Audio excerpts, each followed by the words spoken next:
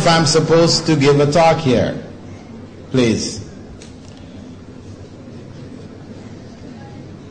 One of the bad habits of those who really don't understand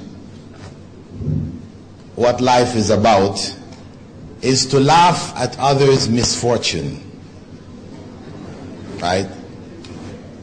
The young man who tried to set up an additional mic here knocked over the water, and this was a big joke for everybody. The way that a Muslim responds to that is not a big laugh, but to say, Inna lillahi wa inna ilayhi raji'un, or something like that. How unfortunate, you know, rather than laugh at the misfortune of others. Anyway, also me taking an early shower with my thoban, really didn't need that, but anyway.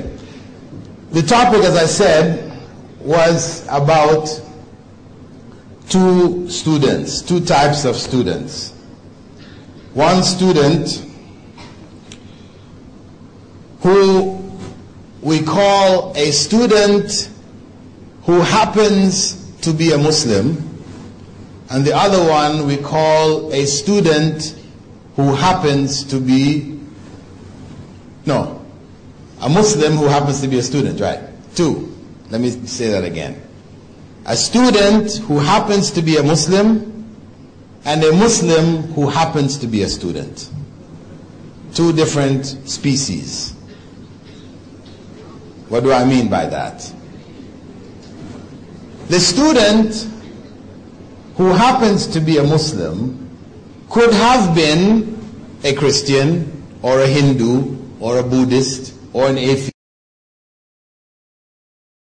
That's the student. And he does what students normally do. What do students normally do? They cheat in their exams. They copy other people's papers. Anything to get the marks. That is the typical student. Because education has been focused on academic excellence. Who gets the top marks gets the top recognition. So, whatever will get you the top marks, if it means looking at other people's papers during exams, carrying crib sheets in with you, writing on your arm, getting somebody to, you have a little earpiece and they will tell you outside the exam room what the answers are, whatever, SMSing, anything which will get you those answers so you can get the good marks. That is the student who happens to be a Muslim. He's not honest. He's not fair. He only sees, or she only sees, dollar signs or rupee signs on their education. That is the whole focus. It's about making money. However, the Muslim who happens to be a student is one who could have been something else. He could have been an engineer, he could have been a doctor, he could have been a cab driver, he could have been anything. But he or she is a Muslim first. Their Islam comes first.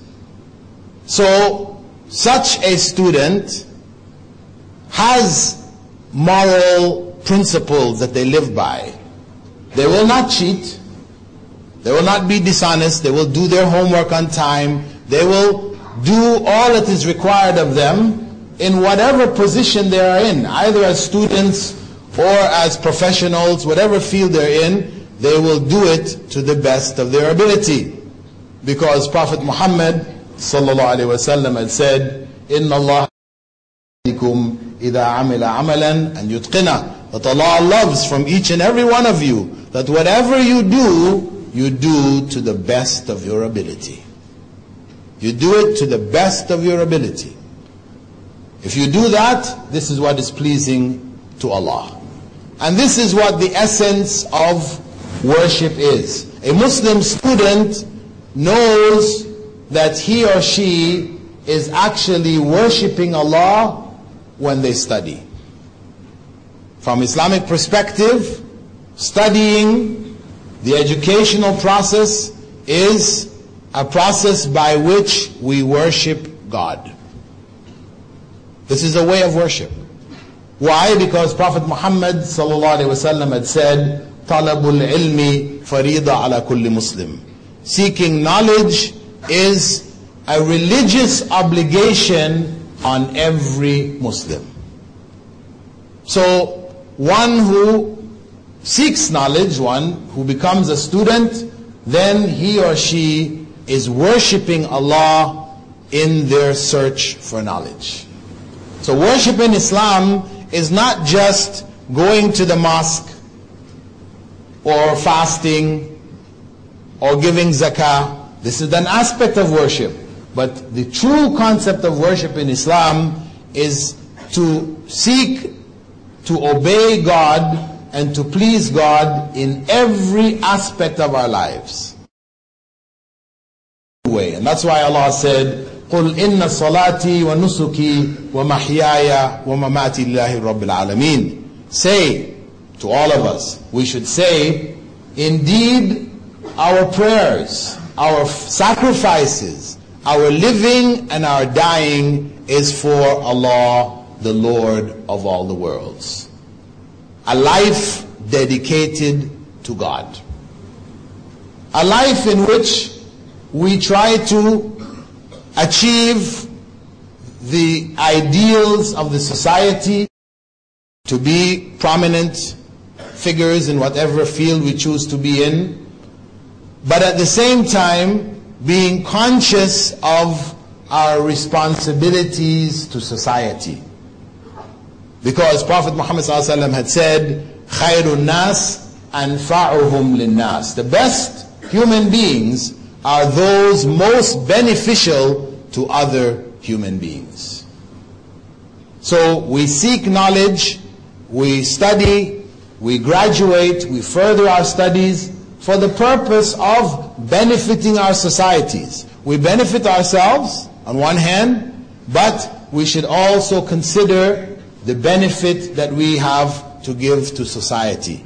Because we are in a position to study now because society has made it possible for us. Without society doing it, we would not be in that position. There are many people, young people in your age groups, who in other parts of the world have no opportunity for education. So this is a blessing. It is a blessing from God, from Allah, that you have this opportunity that many other young people your own age do not have. And it's very important. Part of our faith in God is to recognize the blessings of God in our lives and to treasure them, to use them in a way which is pleasing to Him. So, as students, there are different qualities that each and every one of us should have as Muslim students. And what we should keep in mind is that Prophet Muhammad, may God's peace and blessings be upon him, he was known even before Islam by a title which distinguished him among the people within which he grew up. That title was, anybody know what the title was? Al-Amin, yes. Al-Amin, the trustworthy, the honest. That this is a basic characteristic which all Muslims should have. The trustworthy, the honest. And for students, this is very critical, because this determines what type of person you will be in the future. If you cannot be trustworthy and honest now, likely you will leave this world a dishonest and untrustworthy person. One who will be hated by God. one who will have no future in the life to come. So trustworthiness and honesty, this is a primary characteristic which each and every student should work for.